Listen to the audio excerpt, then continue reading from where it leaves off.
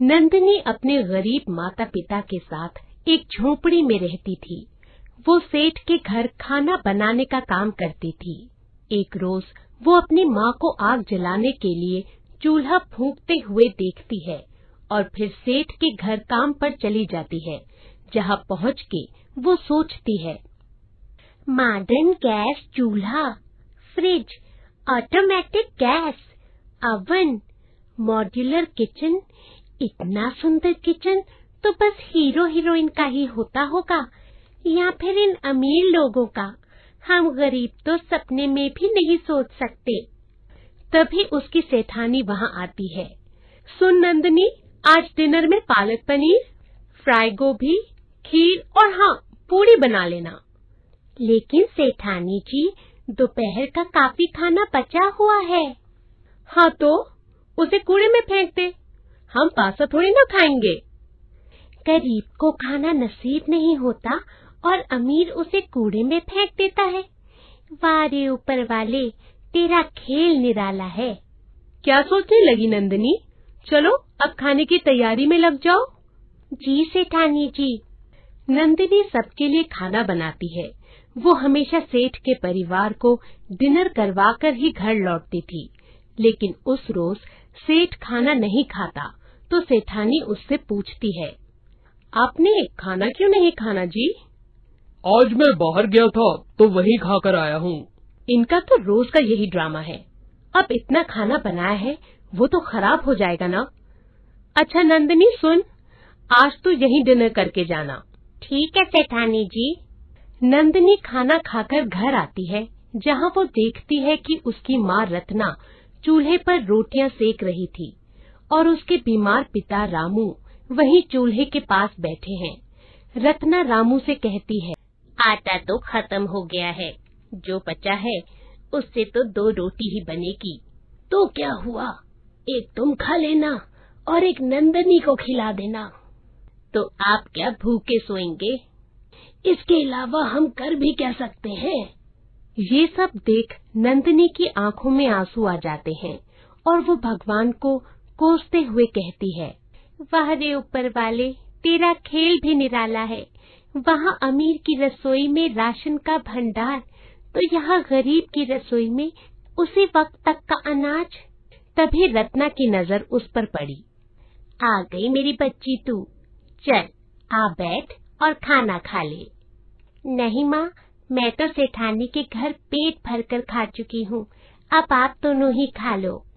ये कहकर नंदिनी रसोई से बाहर आ गई और चुपके से उनकी बातें सुनने लगी। अच्छा हुआ नंदिनी खाकर आ चुकी है, अब कम से कम मुझे भी भूखे नहीं सोना पड़ेगा। अगली सुबह नंदिनी अपनी रसोई में जाकर देखती है तो वहाँ सारा अनाज खत्म हो चुका होता है। मेरी कमाई से तो महीने भर का राशन भी नहीं हो पाता। काश हमारी रसोई भी सेठ जी के घर के जैसी होती। नंदिनी मायूस होकर सेठ के घर काम पर चली जाती है। वो सेठ के घर रसोई में साफ सफाई का काम कर रही होती है तो उसकी नजर आटा दाल चावल से भरे हुए भंडार देखती है। जब वो ये सब देखती है तो उसको अपने बूढ़े माता पिता का वो उदास चेहरा नजर आता है। हमारी रसोई में बिल्कुल भी अनाज नहीं बचा है। मेरे माँ पापा तो आज भूखे ही होंगे। ऐसा करती हूँ, सेठानी से कुछ पैसे उधार मांग लेती हूँ। वो सेठानी के पास जाती है। सेठानी जी, मुझे कुछ पैसे उधार चाहिए। जब देखो हर दूसरे दिन मुंह उठाकर चली आती है पैसे मांगने। अच्छा चल ठीक है, ये ले 100 रुपए रख। लेकिन उस वक्त नंदिनी के लिए वो 100 रुपए भी बहुत होते हैं। उससे कुछ खाना तो उसके माता पिता के लिए आ ही जाता। वो घर जाने से पहले उन पैसों से ढाबे पर से खाना खरीदती है और अपने माता पिता के लिए ले जाने लगती है। कुछ देर चलने पर वो देखती है कि एक भिखारन उसके पास आती है और कहती है, बेटी, मैं 2 दिन से बहुत भूखी हूँ, कुछ खाने को दे दो। नंदिनी दुविधा में पड़ जाती है। एक तरफ घर में उसके बूढ़े माँ बाप भूखे और यहाँ से बूढ़ी भिखारिन। फिर वो सोचती है, माँ पापा ने तो कल रात खाना खा भी लिया था, लेकिन ये बेचारी तो 2 दिन से भूखी है। ये खाना मैं इसे ही दे देती हूँ। वो बुढ़िया को वो खाना दे देती है। तू सदा खुश रह बेटी, तेरे घर में धन धान्य की कोई कमी ना हो। ये ले, ये सिक्का तू अपने घर की रसोई में रखती हो, फिर देख क्या चमत्कार होता है। धन्यवाद माँ जी। नंदनी जब घर आती है तो देखती है कि उसके माँ बाबा खाना खा रहे होते हैं। वो उनसे कहती है, माँ पापा, ये खाना कहाँ से आया? बेटी, मंदिर में भंडारा लगा था, तेरे बाबूजी ये वहीं से ले आए। आ, तू भी खा ले। नंदनी वो सिक्का रसोई में ही रख देती है और खाना खाने बैठ जाती है। कुछ दिन बाद सेठ अपने परिवार के साथ कुछ महीनों के लिए विदेश चले जाते हैं, जिस वजह से नंदनी की नौकरी चली जाती है। नंदनी सब जगह काम के लिए भटकती है, लेकिन उसे कहीं भी काम नहीं मिलता। नौबत यहाँ तक आ जाती है कि उन्हें भूखे ही सोना पड़ता है। एक दिन रामू की नजर उस सिक्के पर जाती है। अरे, ये सिक्का, ये तो बहुत पुराना लगता है। हाँ, ऐसा सिक्का तो मैंने भी आज तक नहीं देखा। रामू उस सिक्के को रगड़ने लगता है कि तभी वहाँ एक परी प्रकट होती है। हो संकट कितना भी भारी, मैं मदद करूँगी तुम्हारी। बोलो, क्या इच्छा है तुम्हारी? हम गरीबों की रसोई में इतना राशन भर दो कि हमें 2 वक्त का खाना भरपेट मिल सके। ठीक है, आज के बाद तुम कभी भूखा नहीं रहोगे, ये मेरा आशीर्वाद है तुम पर। वो परी अपने पंख फड़फड़ाती है, जिसमें से ढेर सारे तारे निकलते हैं, और फिर उन गरीब की रसोई अमीर सेठानी की रसोई से भी बेहतर हो जाती है और ढेर सारे राशन से भर जाती है। ये तो चमत्कार हो गया रत्ना। हाँ, अब हमारी रसोई भी सेठानी की रसोई जैसी हो गई। अब हमारी नंदनी भी अच्छा अच्छा खाना खा पाएगी। अब तुम जल्दी से नंदनी के लिए अच्छे अच्छे पकवान बना दो, और आज मैं भी तुम्हारी मदद करूँगा। शाम को नंदनी घर आती है तो वो अपनी शानदार रसोई देख हैरान रह जाती है। उसे सारी बात पता चलती है और फिर वो उस बुढ़िया को वो सिक्का देने के लिए दिल ही दिल धन्यवाद देती है। अब उसके माता पिता और वो कभी भूखे नहीं सोए। उनकी रसोई हमेशा ढेर सारे अनाज से भरी रहती।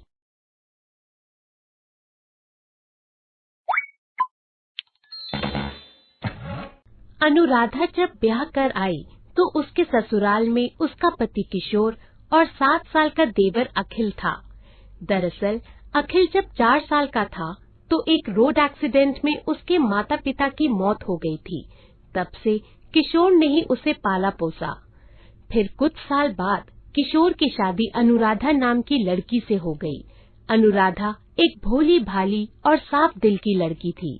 ससुराल आते ही वो अखिल से अच्छे से घुल मिल गई और उसे माँ की तरह प्यार देने लगी। अखिल भी अपनी भाभी से माँ का प्यार पाकर बहुत खुश था। वो स्कूल से आकर सारा दिन अपनी भाभी माँ के साथ ही रहता। अनुराधा का पति किशोर एक फैक्ट्री में काम करता था, लेकिन एक रोज फैक्ट्री में काम के दौरान उसकी मौत हो गई। शादी के 8 महीने बाद ही वो विधवा हो गई। अब घर का सारा बोझ अकेली अनुराधा के कंधों पर आ गया। अब मुझे ही कुछ काम करके अपने अखिल का ध्यान रखना होगा। उसका भाई चला गया तो क्या हुआ, उसकी भाभी माँ है ना, वो उसे पढ़ाएगी लिखाएगी और उसकी हर जरूरत पूरी करेगी। अनुराधा की झोपड़ी रेलवे स्टेशन से कुछ दूरी पर ही थी। वो उस रेलवे स्टेशन पर कुली का काम करने लगी। सारा दिन काम करने के बाद वो घर आकर सारा समय अखिल के साथ ही बिताती और उसे खूब लाड लगाती। हाय मेरा बच्चा, क्या किया आज? और जो खाना रखकर गई थी भरपेट खाया ना तूने?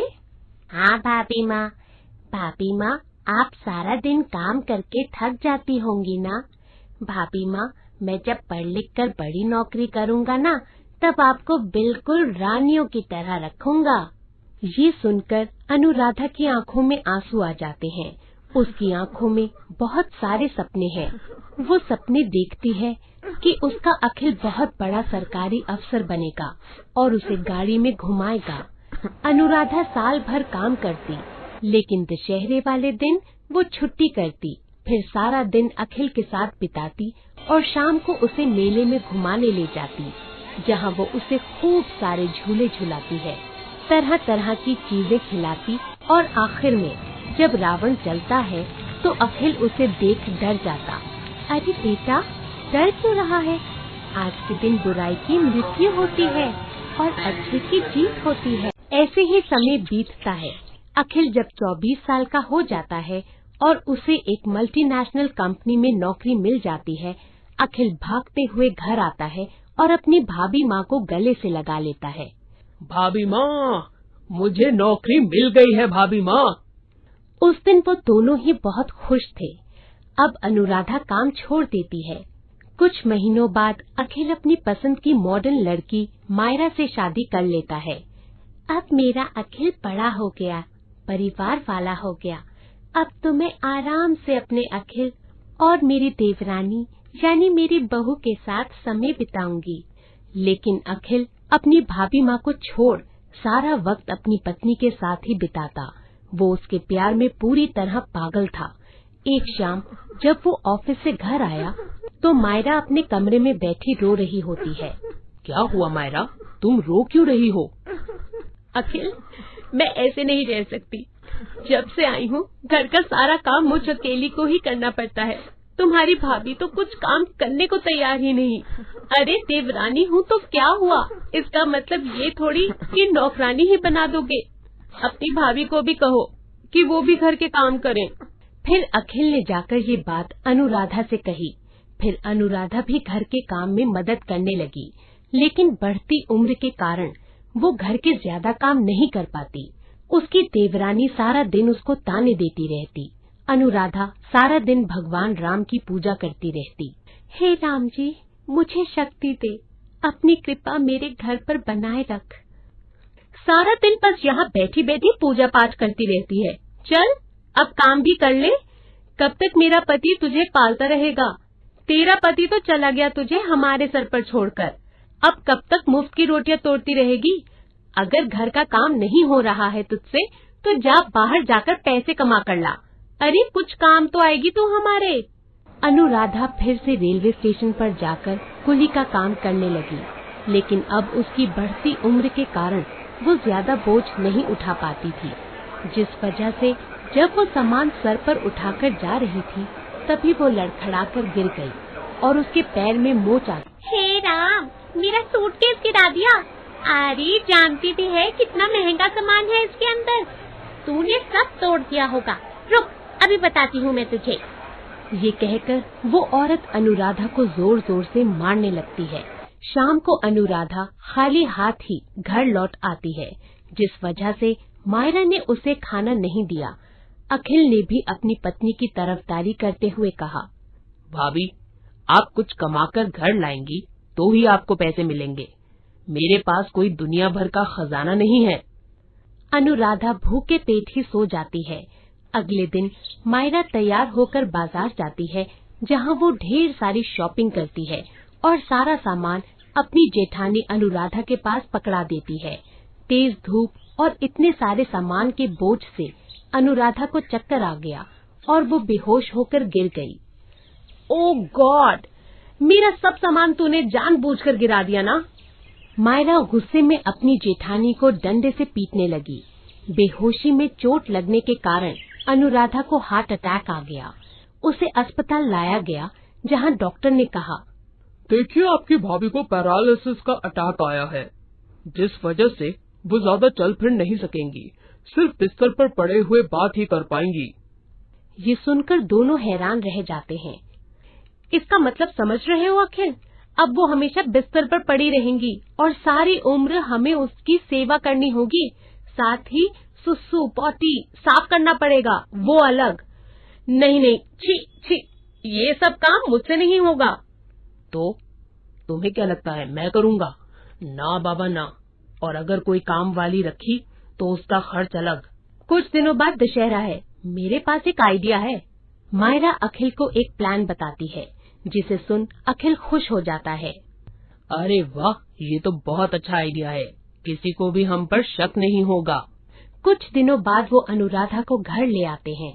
एक रोज अनुराधा अपनी देवरानी से, मायरा मुझे कुछ खाने को दे दो, बहुत भूख लगी है। सारा दिन बिस्तर पर पड़ी रहती है, फिर भी भूख लगी है। न काम की न काज की, बस दुश्मन अनाज की। वैसे भी खाना खाकर क्या करेगी तू? कुछ दिनों बाद तो तुझे मरना ही है। अनुराधा को समझ आ जाता है कि वो अपने देवर देवरानी के लिए सिवाय बोझ के कुछ नहीं है। ऐसे ही समय बीतता है और दशहरे वाला दिन भी आ जाता है। प्लान के मुताबिक अखिल अनुराधा के पास जाता है और उससे कहता है, भाभी माँ, याद है तुम मुझे बचपन में मेला घुमाने ले जाती थी? आज मैं तुम्हें मेला घुमाने ले जाऊंगा, वो भी इस व्हील चेयर पर। अखिल और मायरा अनुराधा को व्हील चेयर पर बिठाकर मेला घुमाने ले जाते हैं, लेकिन सुबह सुबह वहाँ कोई नहीं था। अरे, अभी तो यहाँ कोई नहीं आया, फिर तुम मुझे इतनी सुबह सुबह क्यों ले आए? जेठानी जी, तुझे भी रावण के साथ इस दुनिया से भेजने के लिए, ताकि हमारी जिंदगी का रोड़ा हमेशा हमेशा के लिए खत्म हो जाए। वो दोनों अनुराधा के मुंह पर एक कपड़ा बांध देते हैं, जिससे वो चीख न सके। फिर उसे रावण के पुतले के अंदर घुसा देते हैं। पुतले के अंदर अनुराधा मन ही मन भगवान राम को याद करती है, तो वहीं बाहर खड़े उसके देवर और देवरानी शाम होने का इंतजार करते हैं। हे प्रभु, ये तू मुझे मेरे किन पापों की सजा दे रहा है? बचपन में माँ पापा छोड़कर चले गए, ब्याह हुआ तो पति भी साथ छोड़कर चला गया, देवर को औलाद से बढ़कर प्यार दिया, लेकिन आज वो मेरे साथ ऐसा कर रहा है। अनुराधा की आंखों से आंसुओं की धारा बहने लगती है। ऐसे ही शाम हो जाती है और मेले में बहुत सारे लोग आ जाते हैं और रावण को जलाने का समय आ जाता है। पुतले के अंदर बैठी अनुराधा लगातार राम का नाम अपने मन में जपे जा रही थी। राम राम राम। बाहर खड़ा अखिल अपने हाथ में बाण लेता है और रावण के पुतले की तरफ तीर छोड़ता है, लेकिन वो पुतला आग नहीं पकड़ता। ये देख सभी लोग हैरान थे। तभी एक चमत्कार होता है और उसके अंदर भगवान राम प्रकट होते हैं और उनके हाथ में अनुराधा होती है। सभी लोग ये दृश्य देख हैरान थे। वो सभी हाथ जोड़े राम जी को प्रणाम करते हैं। राम जी अखिल और मायरा के पास आते हैं और कहते हैं, माँ समान अपनी भाभी को जिंदा चलाते हुए तुम्हें शर्म नहीं आई? जिसने तुम्हें अपने बेटे की तरह पाला, आज उसी के साथ तुम ये हरकत करने जा रहे थे। और तुम मायरा, तुम्हारा पापों का घड़ा भर गया है, अब तुम दोनों को कोई नहीं बचा सकता। हमें माफ कर दीजिए प्रभु। प्रभु, हमें क्षमा कर दीजिए। लेकिन राम जी अपनी शक्तियों से दोनों को रावण के पुतले के अंदर बंद कर देते हैं और उसके बाद उसे आग लगा देते हैं। इस तरह उन दोनों को अपने कर्मों की सजा मिल जाती है। फिर राम अपनी भक्त अनुराधा को पूरी तरह ठीक कर देते हैं।